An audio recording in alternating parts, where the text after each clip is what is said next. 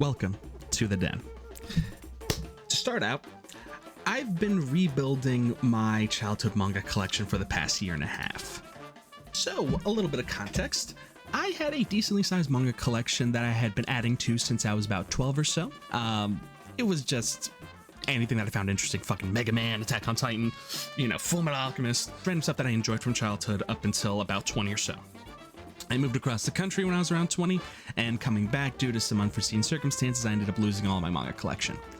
I didn't really have any idea what to do. I figured, fuck it, I'm not gonna collect manga anymore. But then I had someone buy me a volume and say that they would like me to rebuild everything that I had kind of lost because I was upset about it.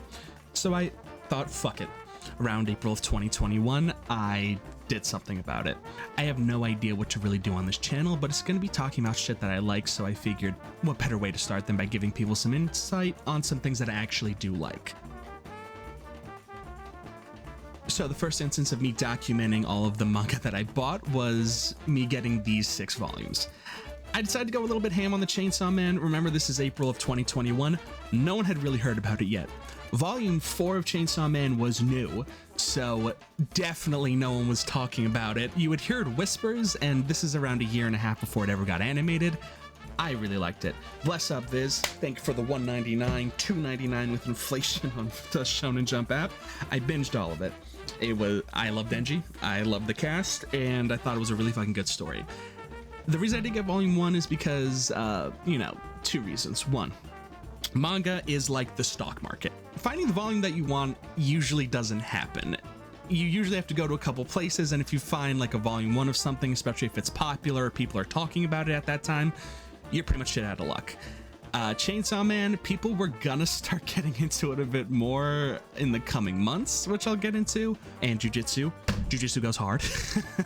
I got Volume 1 and Volume 6 because Volumes 2, 3, and 4 weren't there. All of these Gojo stands on Twitter decided to buy out every single Barnes & Noble of Volume 4. But I decided there was a couple other volumes there, like 5, 6, maybe 7. I don't even know if it was out yet, actually. So this is the first time I took a picture of what my shelf looked like. And again, I got Volume 6 of Persona and all of these here, Chainsaw Man, Jujutsu, that day.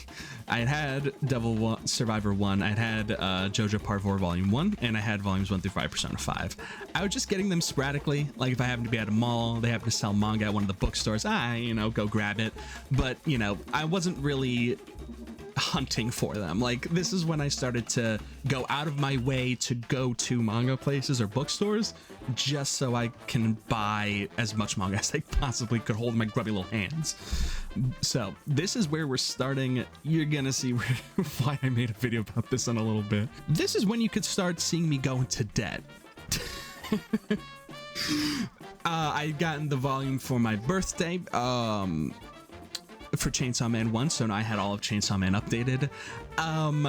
It was my birthday around this time. I'm not gonna say specifically what day it was, but I thought, birthday boys like birthday books, and I forced every single person that I loved and cared for to buy me manga as well. Thanks, everybody. Look at that. Look at these big ass Bible. Who needs a Bible when you pull up to the church with Helsing on you? Look, there's a fucking cross on it. That's not it's the same thing, right? Around 4 days later, I decided debt is something that I don't really want to work myself out of. Why have a birthday when you can have a birth month? Stupid. 2 weeks later or so, I decided to act up even harder. Kingdom Hearts. I enjoy Kingdom Hearts. I think Kingdom Hearts 2 was the best game. 3 was fun. What the fuck was that story? 358-2 Roxas Days was a game I played on the DS when I was probably 10.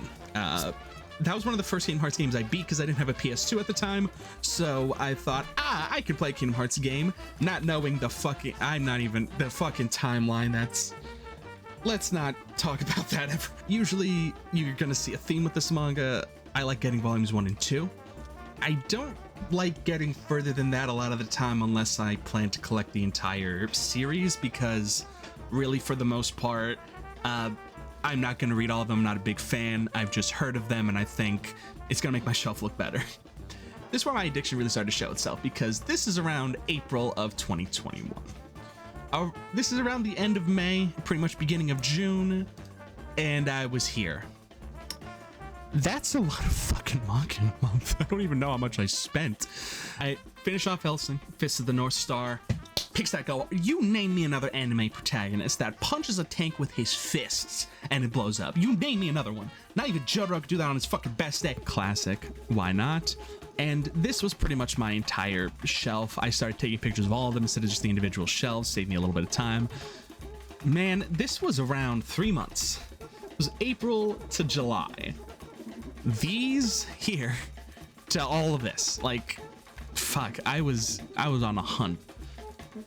I was on the hunt for real. And I fucking bought a new shelf in its entirety and built it on my own in the dead of night, just so I could start fucking moving some of this shit. I needed to give myself more space because I knew what I was getting into.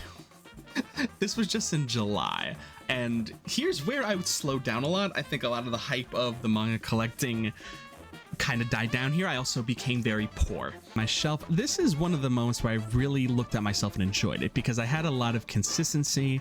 I had a lot of different things that I liked, a lot of colors, and just a lot of series in general. I'm trying to build up like my own entire library. Kaiju number 8 had just been started to get serialized. I remember when they announced that it was going to get an English release and people were going like, I don't know, like whispering, the people who knew it, but I knew.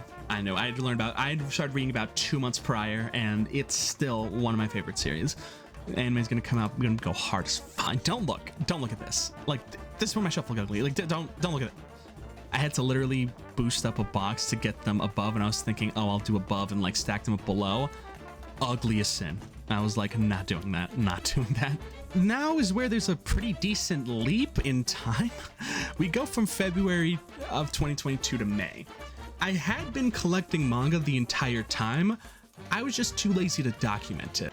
And so I decided to show off my new shelf that I built for myself again. Got a lot of the signature visits together and a lot of the one-shot omnibuses.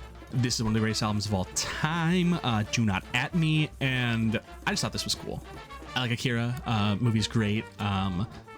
Fucking Symphonic Suite vinyl. We got a convention. Fuck it. And the other side of my shelf, wanted to just take a big picture. Got my big ass Shovel Knight treasure trove, one of the greatest games of all time. And here's the other shelf.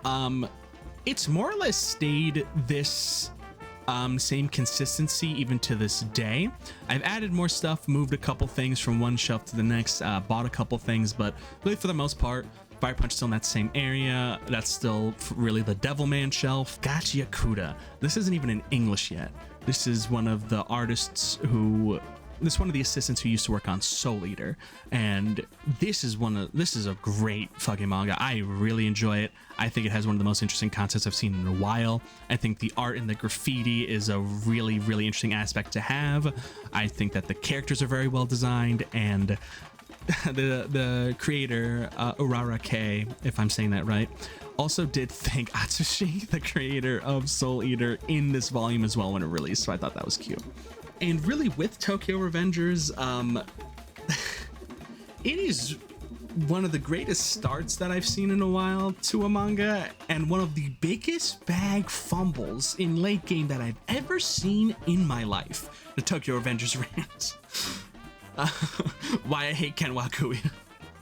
I thought it was a really interesting concept at first. I think it just went a little too long, and that last arc just kind of Deus Ex Machina and everything. So I liked Tokyo Revengers at the beginning. They had omnibuses. Fuck it. The cashier rung me up and said that I had good taste, and I'm like, you're a degenerate too? Like, what do you mean this is taste? I ended up going to Barnes & Noble and thinking that I wasn't going to get anything, but they had one of the last volumes that I've ever seen currently of the Monster Edition of Tokyo Ghoul. Like I said, I'm never going to collect it. The Monster Editions are hard enough to find as they are, and this is a Barnes & Noble exclusive, is one of the only reasons I got it. And it's just huge. Like, it's huge, big laminated pages of Tokyo Ghoul. Those 2-page spreads work like that. So if I ever get Monster Editions, maybe, but like, this is not common. Here I went to another convention. They were selling Dandadan at the Viz Media booth early, and I said, thank you. Dandadan is a really fucking good series. I like it a lot. And again, another interesting concept, well-designed characters and enemies, big 2-page fight spreads, really fucking good. Rooster Fighters are really obscure fucking series. all it is just this rooster cockdoodle doing at demons, and they fucking blow up. It's rad as shit. And really where it catches us up to after really a year and a half of collecting manga is I just recently got around 2 weeks ago, Tokyo Revengers and Vinland Saga. I think Vinland Saga is a great Norse tale, one about revenge, one about finding yourself. I think it's told very well, and it goes through a lot of fucking information, so you're never gonna be bored. And that's really the entirety of it. I mean, I didn't take a picture of all the shelves in their entirety towards the end, but maybe I'll include a couple photos of them right now. I don't even know what this channel is really going to be about. I think I'm just going to make it whatever short form content I kind of like, and I've been wanting to show people this manga collection for a while, just so that people who aren't in my close friends can also point at it and be like, that's cool, because I spent thousands of dollars on it, so please give me validation.